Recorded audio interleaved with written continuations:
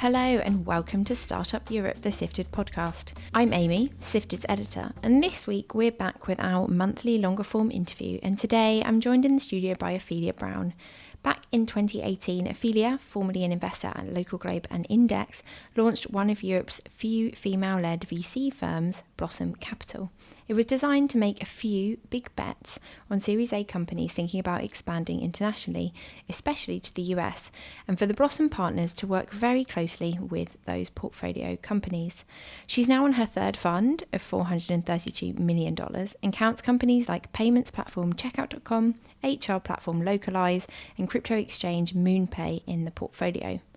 Blossom was one of those VCs that said it saw big promise in crypto, so today we'll be getting into what Ophelia is thinking about that volatile industry today. She's also been pretty outspoken on the UK tech scene's woes, from Silicon Valley Bank to lackluster appetite for listings, which we'll get into in a bit. And apologies, when we first recorded this podcast, there was a tiny bit of building work in the background, but it doesn't interfere with the conversation, which I hope you enjoy. Ophelia, hello and welcome to the podcast. Hello, thank you for having me on. So first up, Sifted scooped that Blossom portfolio company, the hot French SaaS finance startup Pigment, had raised a $70 million round from the US VC Iconic, which is good news for the company. Do you think it's a good time for businesses like that as the kind of very free-flowing VC cash has been turned off? So I think we believe that there'll always be great capital for the best companies. And when the market turned back in 2022, our advice to founders was keep on doing what you have been doing, which is grow capital efficiently, be in control of your destiny. And if you have a great company, VCs will want to partner with you. And I think that still holds true today. So obviously funding is down and the environment is very different. But if there's a company that is really disrupting an industry or creating a new technology and there are proof points that it's working, there's still a lot of capital on the sidelines for those great companies. Cool. And you told me, I remember years ago when I must have been interviewing you about one of the previous funds, that one of your investment criteria was recession-proof companies. We've obviously since then been through a pandemic and a big economic downturn. Has that, were you gauging it right all along, or have you had to kind of tweak what you were looking for a little bit in light of actually going through that experience? So when we raised the first fund in 2018, we had 6 investment criteria. And as you say, one of those was being recession-proof. We tweaked it slightly in the pandemic to say crisis-proof, as we saw that companies that were still in the structural tailwinds of growth, they performed phenomenally well in the pandemic and continued to grow out of it. We're obviously now in a slow growth environment, and so we can talk about being crisis-proof or recession-proof. I think what's most important that you are sitting in those structural tailwinds of change, and that's what we meant by it. As in, if consumer spend patterns change or enterprise spend patterns change, if there's really strong need for your product, that won't disappear overnight. If you're a nice to have or a vitamin rather than a medical pill, then you're probably struggling in these times. And one of the companies, talking of, I don't know if it's fair to say struggling, but one of your portfolio companies, Checkout, had a super high valuation. At the start of last year, it was valued at $40 billion when it raised, and it reduced its internal valuation to $11 billion at the end of last year. What do you think the business is worth now?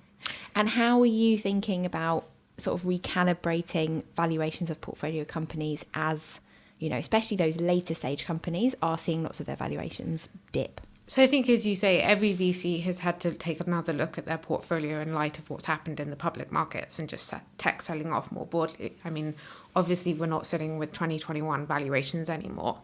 I think a lot of companies have taken down valuations internally because they still need to attract the best talent and people want to believe in the value of their options and their stock and their upside. And the 409A is an easy way to do that. I think Checkout is still one of the most promising fintechs to have been built out of Europe, and the company has huge potential. And so I don't think it's in a category by itself today.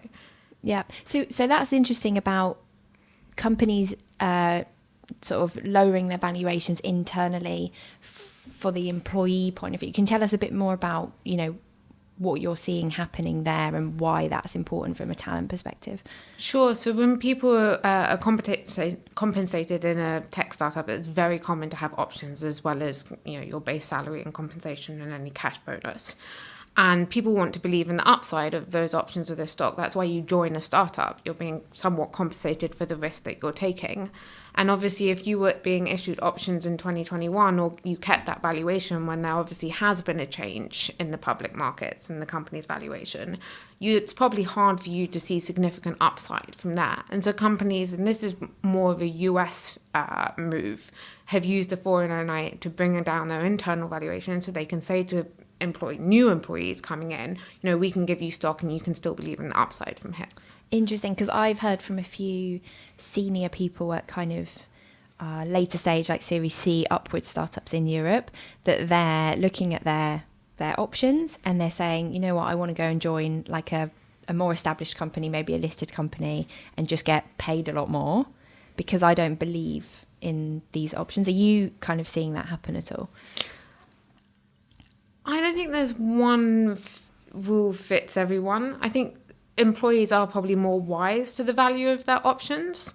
And I think people are living in a world today where we don't know where valuations are going to be in 2 years, 4 years. There's the saying that every VC became an economist overnight in terms of we're all trying to predict the macro of where we're coming out from.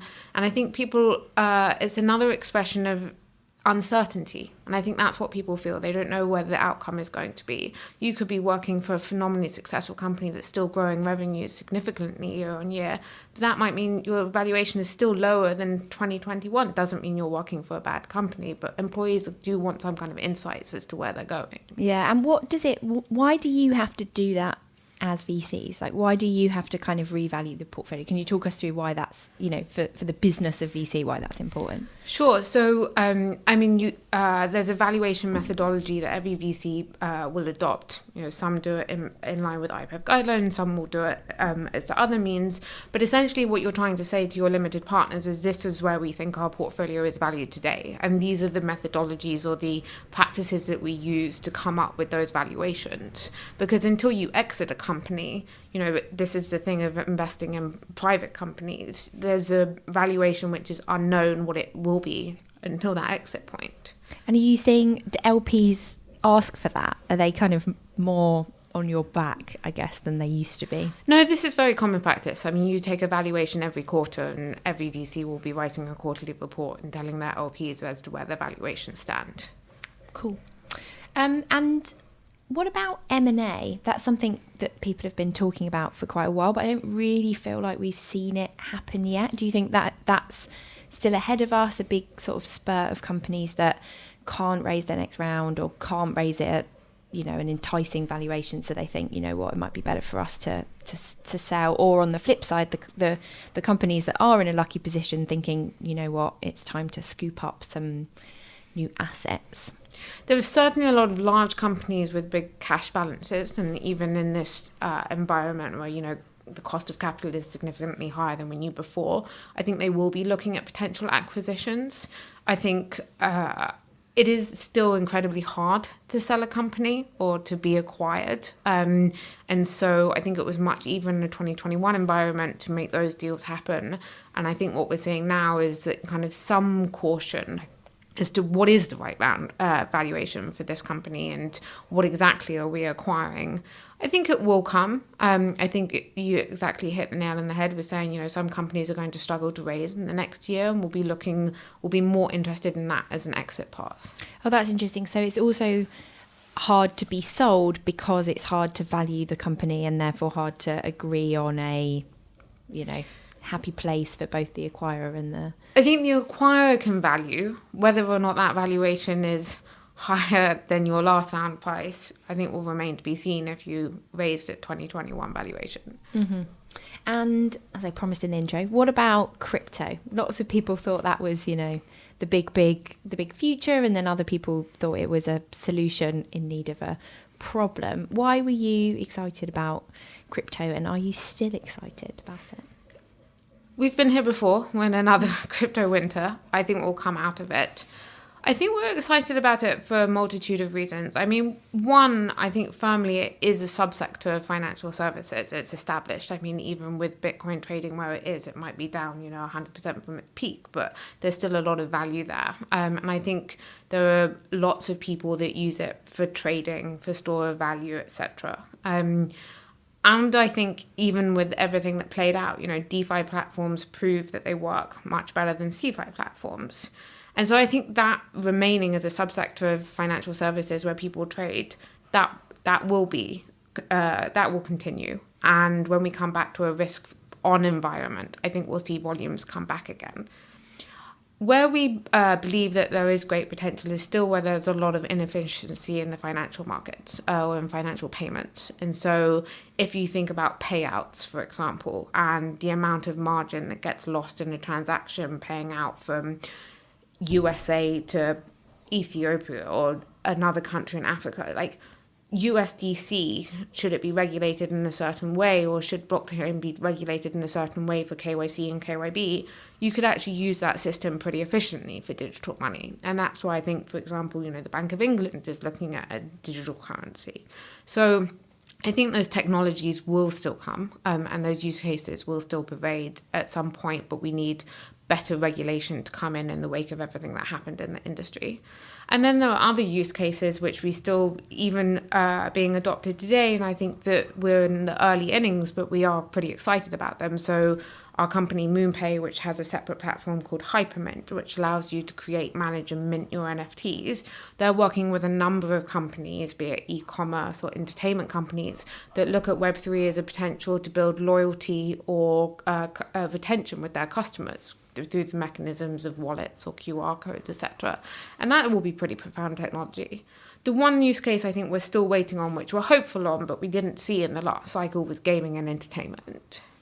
And so you still actively investing in crypto, or have you calmed off a little bit? We are as active in terms of looking at new opportunities as we were just after the fundraise. And I think the quality of what we see now is arguably somewhat better than even in the heady days of 2021. Cool. Okay, so on to the current VC hype. It's obviously generative AI. You already told me you're seeing lots and lots and lots of these deals. What do you think is hype and what do you think is not hype? So the technology is profound, there's no question about it. And the application of what it's going to be used for is pretty amazing when you think about it in terms of where we stand. We are no doubt, though, in a hype cycle, and I think there's a lot of pitch of what it can do, and we need to come back down to the actual application. What are people going to use it for? What are people going to pay for? I think what's most interesting at the moment, and the way that big technology is quick to adopt AI into their existing products, which shows off some of the use cases today. So if we think about Microsoft or Google or Figma or Miro, etc., they've probably been thinking about this much longer than a lot of startups have today. And I think we think where the big application is going to be, we're seeing lots in terms of consumer and prosumer ideas today, but actually it will be enterprise where the real revenue will be generated. And there we still have to get over some hurdles in terms of the reliability, security, hallucinations, which we discussed earlier, need to be improved upon. So on the kind of enterprise front, what exactly could some of those kind of applications, use cases look like? I think you can see it for banks. They could use it for compliance in terms of searching regulatory documents or emails, etc. You can definitely see, you've already seen early innings of AI being leveraged in law, but I think that will continue. Those are some kind of off the top of our head examples. And we are looking at domain-specific and vertical-specific solutions. Cool. We had Tavit Himrikus, a founder turned VC, on the pod recently, and he spoke quite strongly about how some companies, like buy now, pay later businesses, are not very world improving, but just money printing. How do you think about that, about, whether it's important for businesses you invest in to be kind of net good for the world, or, is that slightly idealistic thinking in the business of VC?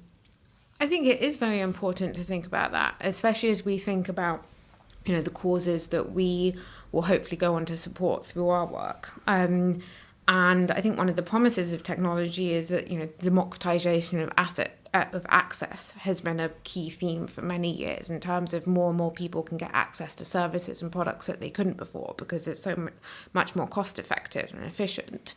And I think it's not only in the application of what only the product does, but our CRO senior is doing a lot of work at the moment around ESG and helping our startups understand how to create impact from adopting policies early on, not to wait until you're just a large company and that's a big company issue, but how do you actually point towards, if you spend time on these issues early, that can drive meaningful value change over time. What are some of those things that companies could adopt earlier? For ESG, I think the obvious one is the DEI aspect of it for startups. How do you think about recruiting for diversity? How do you think about best practices when it comes to policies? Probably less interesting but equally important is the cybersecurity, which has been a big topic for SMEs lately. That will create trust and safety amongst not only employees but also customers. Cool. So on to one of the big questions around at the moment. Is London losing its lead as the tech capital of Europe? I would say yes. Ooh. I think it's a real shame. I think if we look at the companies that have come out, years prior in terms of Revolut, Checkout, Deliveroo, TransferWise, these were great companies that were built by people who didn't necessarily grow up in the UK. And it's interesting, there was actually a piece in the FT this weekend that talks about how net migration numbers are going to be the biggest ever since Brexit. So in terms of what the UK was trying to solve for, it doesn't actually seem like the policy ended up being such that we would have wanted. And I think that Brexit has had a profound impact on technology startups in terms of, we're going through hiring at the moment. We need a visa, and we've invested in Localyze, as you mentioned, which is a software that solves a lot of the inefficiencies and complexities in the process, but it's still incredibly arduous. And so if you're a startup and you want to move fast and you want to hire a lot of people, putting in more red tape and more paperwork is an issue at this stage. And how are you seeing that impact portfolio companies, the issue of talent being either harder to find or harder to get over here? I think we're seeing it in terms of if founders have an option of where to start their company, London is no longer the first choice. Where are they going instead? Paris, Berlin, Amsterdam. I mean, Paris is doing exceptionally well. We're actually moving our AGM this year to Paris in kind of a show of support for the ecosystem and our conviction in the ecosystem. I think Macron has done wonders in terms of his policies and how vocal he's been in support of big tech. What do you think Rishi Sunak needs to do to level up to Macron? I think we need better policy for sure when it comes to visas. I think that needs re-exploring. I think, France did great with BPI and the loans that it provides to startups who have managed to raise equity. We could consider something like similar. And in terms of even the rhetoric and, Tech Nation being closed down, etc., I think there's much to be said around how much more support we could rally around the startup ecosystem here. And what about the fact that, just still to this day, most big significant VCs, or the majority of them, are based in London? And when we've seen all these US VCs come over, we spoke about Iconic that led the round into Pigment, they have all, I can't think of a single US VC that has set up its Europe office anywhere other than London. What impact does that have? So I think one thing that UK does have going for it is the FCA, and your ability to be regulated as a fund manager, which is why most VCs are here, why the US firms are set up here. But it also has a consequence that a lot of us are on the road a lot. Yeah. And what about the listings rules? There's been some sort of maybe slight movement to get more tech companies to list here. The government's planning changes, for example, like companies wouldn't need to provide as many years of audited financial accounts. Do you think that's going to make a difference? Or is it, does some of these other things you've been talking about need to click into place first? I think it's positive that they're making change, and certainly the FCA's rhetoric when they came out with the new listing rules was extremely encouraging. I think when you're an early stage startup and you're thinking about where to start your company, you're probably thinking about talent first and foremost. I mean, yourself, we talked about how you're hiring at the moment and, you know, how time consuming it is and the amount of energy that you put into it. So I think that's probably the first issue that needs addressing. And then obviously the funding for early stage companies as well. I think listing rules are something that you probably think about slightly later on in your company journey. Interesting. And on the talent front, where do you think are sort of brilliant markets? You mentioned France, but are there any other places where you think either because of the rules around visas, etc., or just, you know, existing big companies are great places to hire early stage teams? We're excited about Germany. I think Germany does a really great job in terms of looking at talent coming out of universities. You have CDTM and TUM, the dozens of companies come out of every year. But then if we look at Blossom's portfolio, I mean, it really is everything from Ireland to Poland to Czech Republic to Spain to, you know, we really do find great entrepreneurs everywhere. And on the regulation front, you mentioned the FCA, the Financial Conduct Authority, is sort of a good influence or a good thing that London has. What about on other fronts? You know, I sometimes speak to food tech companies and they say one of the kind of promises of Brexit was that the UK would be unshackled from EU regulation and we could sort of regulate such that all this innovative technology could come through faster. And I mean, it doesn't seem like that's happened yet. Do you think that could be a way that the UK keeps some sort of edge or buzz or, you know, becomes a hub for, you know, the future of food or something like that? Yeah, and I don't think it's limited to food. I mean, you also think about science and the way that we promised to remove red tape from research, etc. Like, I think there was a lot of promise. And I think people are now, where are we, how many years in, are kind of wanting the proof. Yeah. What about you mentioned unis, what about on the spin out debate? Do you think that's kind of over-egged? There's some very vocal people on why spin-outs, I guess, across Europe need to change their rules, you know, take less equity from startups. You know, how do you see that playing out across Europe, and what could the UK do more of there? Yeah, I think this has been a long debate because obviously the US do it so well with university spin-outs, and I don't think Europe is there yet. I think we could do better, and I think especially in the UK, if we were actively encouraging more people to start companies and there was better funding available and they owned more of the companies, we'd see great talent coming out of Imperial, King's, UCL, Oxford, Cambridge, etc. We have great universities. Yeah.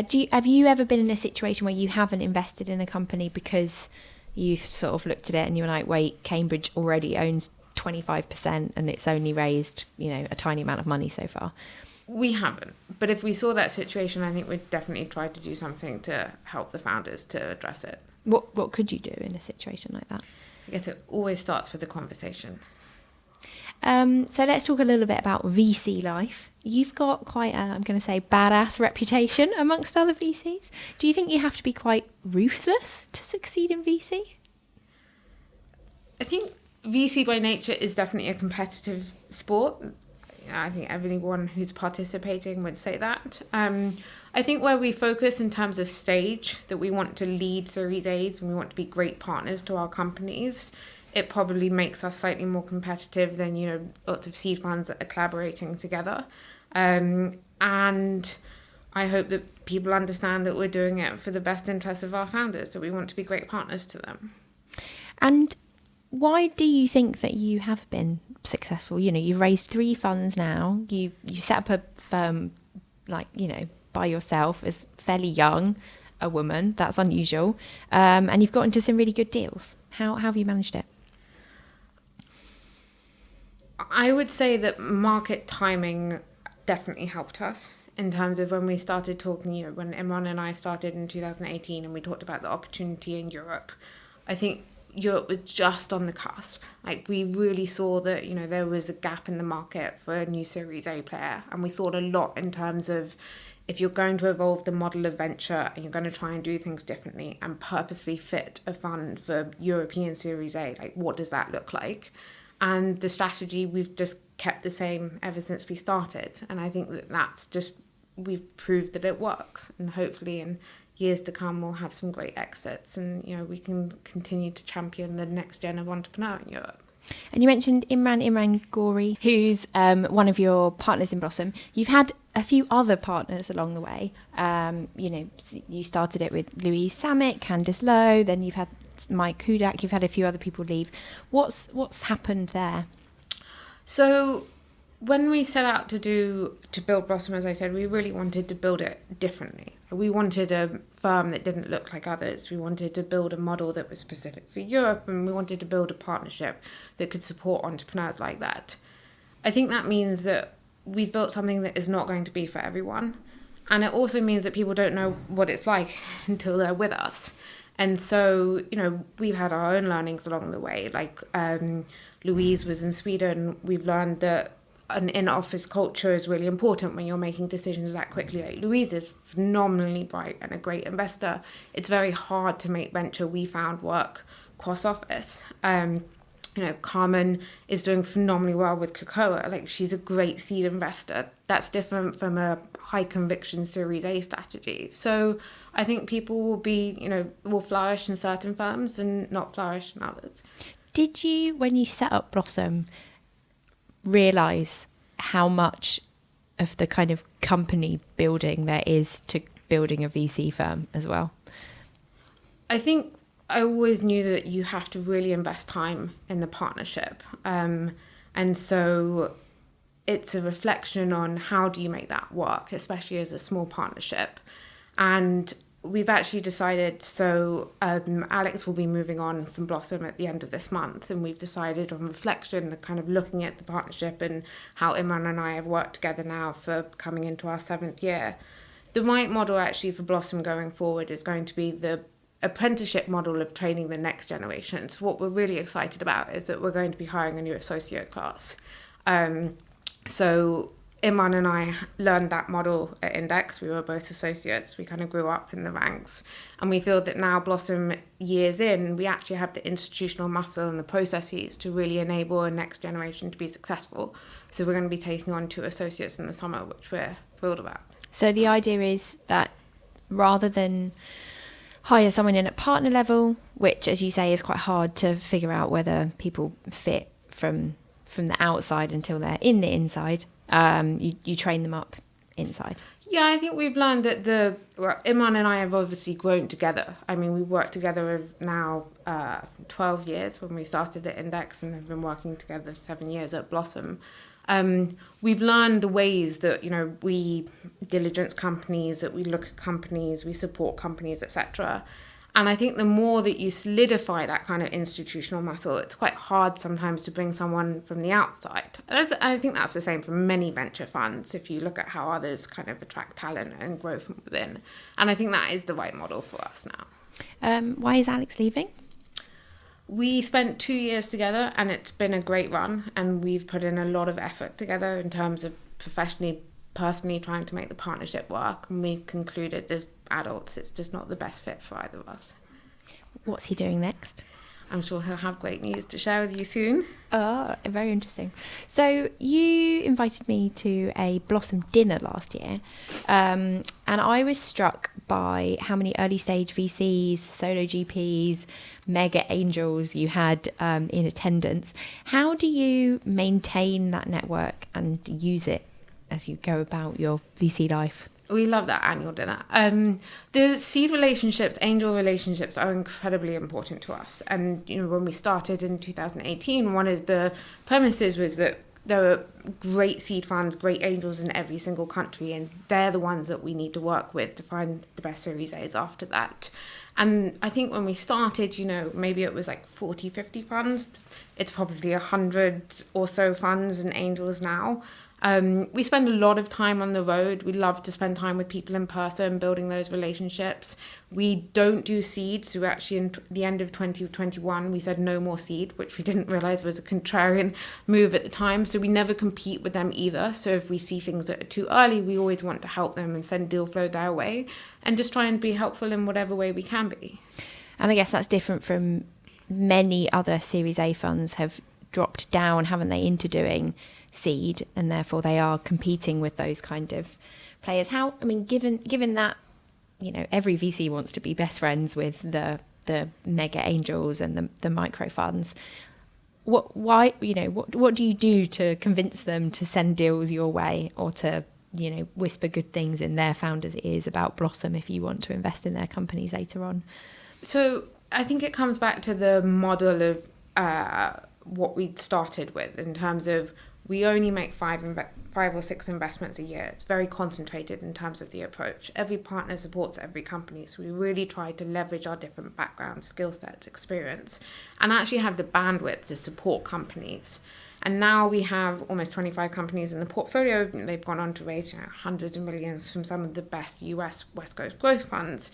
And I wouldn't say the proof is in the pudding because we're still early innings, but there's some evidence that we can really help our founders grow. And I think the more that we do great work, the more that our founders talk about it, other people talk about it, the seed funds can see that. And hopefully they understand that we're really committed and we're driven to make an impact. And how does it work? Do they just email you deals, or are you do you have a regular 2-weekly WhatsApp check-in, seen anything interesting?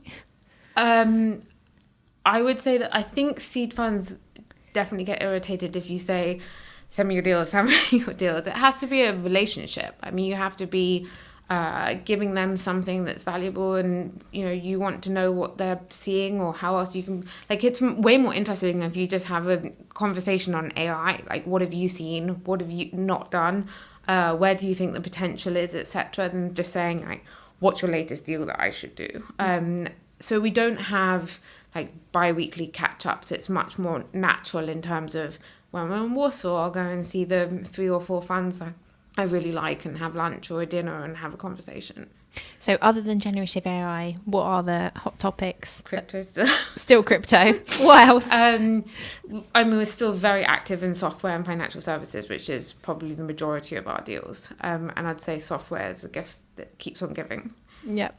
And back to that dinner, there were also on the other end of the spectrum, there were also quite a few big US institutional investors and university endowments there. How did you get to know those LPs, and how do you kind of nurture those relationships? I'm sure that's something most VCs want to know more about.